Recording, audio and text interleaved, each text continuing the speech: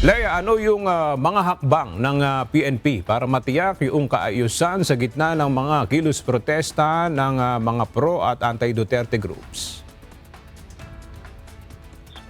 Magandang tanghali sa iyo, Aga. Inilagay na nga ng Philippine National Police ang lahat ng unit sa heightened readiness kasunod ng nalalapit na pagdinig ng International Criminal Court kaugnay sa kaso ni dating Pangulong Rodrigo Duterte. Ayon kay PNP Chief Police General Jose Melencio Nartates Jr., kasalukuyang minomonitor ng PNP ang mga posibleng malawakang pagtitipon para matiyak ang kaayusan.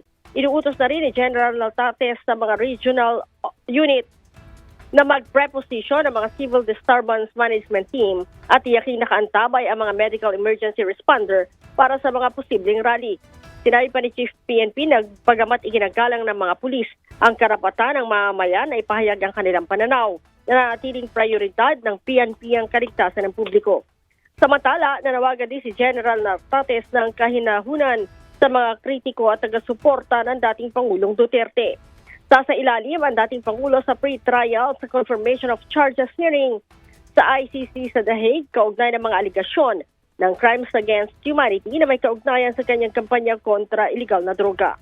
Ang 4 na araw na pagdinig ay magpapasya kung may sapat na ebidensya upang ituloy ang paglilitis sa dating Pangulo. Aga. Maraming salamat, Lea Ilaga.